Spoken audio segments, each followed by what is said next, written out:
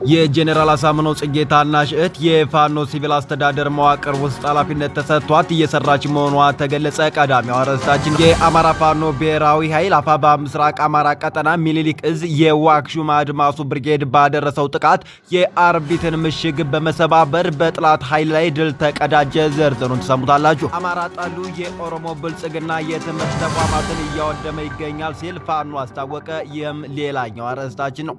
ሰላም ጤና ይስጥልን የተከበራችሁና የተወደዳችሁ አድማጭ ተመልካቾቻችን ከጎርጎራ ቲቪ ዝግጅት ክፍል የዘወትር ሰላምታችን ይድረሳችሁ። ጋዜጠኛ ፋኖ ደረበ መኮንን ከግዳጅ መልስ ሁሌም እንደወትሮው የግንባር መረጃዎችን በማጋራት ላይ ይገኛል። ነባሩ ቻናላችን በመዘጋቱ የተነሳ ለሳምንታት መረጃ ሳንለዋወጥ ብንቆይም ከቅርብ ጊዜያት ወዲህ በአዲሱ ቻናላችን በኩል በየዕለቱ መረጃ በማድረስ ላይ ይገኛሉ። አዲሱን ቻናላችን በማስተዋወቅ ጎርጎራ ቲቪ ተጽዕኖ ፈጣሪ ሚዲያ ሆኖ እንዲቀጥል የበኩላችሁን ጥረት እንደምታደርጉም ስለምናምን አሁኑኑ ሰብስክራይብ የሚለውን በተን እንድትጫኑ ልናስታውሳችሁ ወደር። የተከበራችሁና የተወደዳችሁ አድማጭ ተመልካቾቻችን ዜና ጎርጎራ የተሰኘው የዕለት ፕሮግራማችን ካፍታ ቆይታ በኋላ ይቀርባል። እስከ ዝግጅታችን ፍጻሜ ድረስ እንድትከታተሉን በአክብሮት ጋበዝ። ጎርጎራ ቲቪ ከእውነት ጋር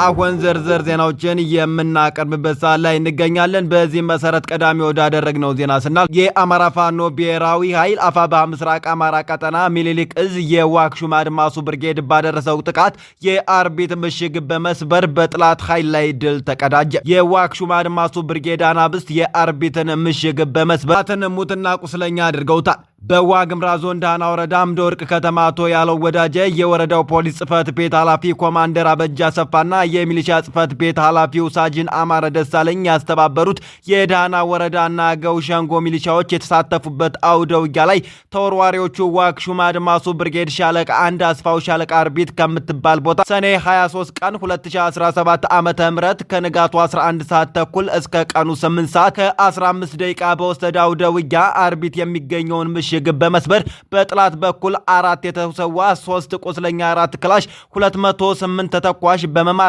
ወረዳው ከሚያስተዳድራቸው 33 ቀበሌዎች 13ን ቀበሌዎች ነፃ ቀጠና በማድረግ በመቆጣጠር ታላቅ ጀብዱ አስመዝግበዋል። መዳረሻውን ድልና ነፃነት የሆነው የአማራ ሕዝብ የህልውና ተጋድሎ ተጠናክሮ ይቀጥላል ሲል የአማራ ፋኖ ብሔራዊ ኃይል አፋባ ምስራቅ አማራ ቀጠና ሚኒሊክ እዝ ላስታ ጄኔራል አሳምነው ጽጌ ኮር ህዝብ ግንኙነት ኃላፊ ፋኖ መምህር ቢሆነ ቢያብን አስታውቋል። በእንዲህ እንዳለ አማራ ጠሉ የኦሮሞ ብልጽግና የትምህርት ተቋማትን እያወደመ ይገኛል ሲል ፋኖ አስታወቀ። ጎጃም ገብቶ በደጋማው ክፍል የተንቀሳቀሰው የአገዛዙ ኃይል በተለይም በአረፋ በኩል ወደ ደጋ ዳሞት እየገባ አረፋ ደብተራ ድንቅ የሚባል ትምህርት ቤት ሙሉ በሙሉ አውድሞታል። የፋኖን ክንድ መቋቋም ያቃተው አረመኔው ስርዓት የማህበረሰቡን ንብረት የትምህርትና የጤና ተቋማትን እያወደመ ይገኛል ሲል ፋኖ አስታወቀ። ወደ ሌላኛው ዜና ስናል ደስ እንደማይላችሁ ባውቅም እናገራለሁ። በህልውና ትግል ውስጥ ከሁለት በላይ አስተላለፍ የለም፣ ወዳጅ ወይም ጠላት ብቻ ነው። ታዲያ ከዚህ አንጻር ትግላችን ተገመገመ ወይ ሲል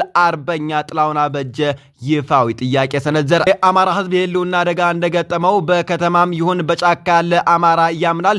ሀብታምም ይሁን ድሃ፣ ወንድም ይሁን ሴት፣ ወጣትም ይሁን አዛውንት ሁሉም የፋኖን ትግል ይደግፋል። በዚህም ከተማመን የ24 ሰዓታት ታጋዩ ኮቾሮ ቆርጥሞ ላስቲክ ወጥሮ ዶፍ እየወረደበት በጓዶቹ መስዋዕትነት ልቡ እየነደደ የመስዋዕትነት ቀኑን ሲጠብቅ ከተሞች አካባቢ ያለው ዳንኪራ ከየት የመጣ ነው? ምንስ ተገኝቶ ነው? ለዚህስ መፍትሄው ምንድን ነው ያለው አርበኛ ጥላውን አበጀ እኛ የዚህ ትውልድ ምልክቶች ነን የምንል የጥቃቅን መንደር አለቆች ሆነን ለትግሉና ለታጋዩ ሞራል እንኳን ሳንጨነቅ ትናንት በዛኛው ትውልድ ታግለው ማሸነፍ ያቃታቸው አዛውንቶች ቤተ ሙከራ የምንመስላቸው እንደምን እየቆጠራችሁን ነው? ከትናንት እስከ ዛሬ በትግል ስም በሚሰበሰብ ገንዘብ ታጋዩ እንደ ቅጥረኛ ነፍሰ ገዳይ ዶላር ወርውሮ ዓለሙን ውጋልኝ፣ ከበደን አውርድልኝ፣ በቀለን ሹምልኝ ከሚለው በሽታ መቼ ነው የምትድኑት? እንደኔ የዚህ ትውልድ ባለዳ እንደመሆናችን ቁጭ ብሎ ከሰማይ በታች ያሉ ችግሮች ሁሉ ተነጋግሮ ለእያንዳንዱ ችግር መፍትሄ አስቀምጦ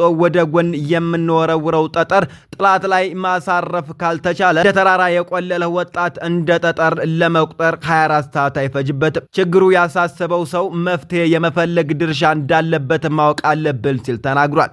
የተከበራችሁና የተወደዳችሁ የጎርጎራ ቲቪ አድማጭ ተመልካቾቻችን የዜና ፕሮግራማችን አሁንም እንደቀጠለ ነው። የነብዩ ጀነራል አሳምነው ጽጌ ታናሽ እህት አርበኛ ደስታ ጽጌ በፋኖ ሲቪል አስተዳደር ውስጥ በሰሜን ወሎ ዞን አይና ቡግና ወረዳ የሴቶች ጉዳይ ጽህፈት ቤት ኃላፊ ሆና እየሰራች ሲሆን ከመረብ ሚዲያ ጋር ልዩ ቆይታ ማድረጓንም ለማወቅ ችለናል። አገዛዙ ሴቶችን በመድፈርና በመግደል እንደ ጦር መሳሪያ እየተጠቀመ ስለመሆኑም ትኩረታቸው በሴቶች ጉዳይ አድርገው የሚንቀሳቀሱ ዓለም አቀፍ ተቋማትና ግብረሰናይ ድርጅቶች የአማራ ተወላጅ ሴቶች በአገዛዙ የሚፈጸምባቸውን አሰቃቂ ግፍና በደል ለምን ትኩረት ሳይሰጡት ቀሩ በሚሉና በሌሎች ጉዳዮች ዙሪያ አርበኛ ደስታ ጽጌ ማብራሪያ ሰጥታለች። ከ2 ዓመት በላይ በፋኖ ቁጥጥር ስር በሚገኘው የአይና ቡግና ወረዳ የሴቶች ጉዳይ ጽህፈት ቤት ኃላፊ አርበኛ ደስታ ጽጌ የታላቁ ጀነራል አሳምነው ጽጌን ራዕይና የትግል አደራ በመሸከም የእውነተኛ ሰው ቤተሰብነቷን በተግባር እያሳየች ትገኛለች። የተከበራችሁና የተወደዳችሁ የጎርጎራ ቲቪ አድማጭ ተመልካቾቻችን ለሰዓቱ ያዝንላችሁ መረጃዎች እስካሁኖቹ ነበሩ። በቀጣይ የጎርጎራ ዜና ፕሮግራም መልሰን እስከምንገናኝ ጤና ይስጥልን።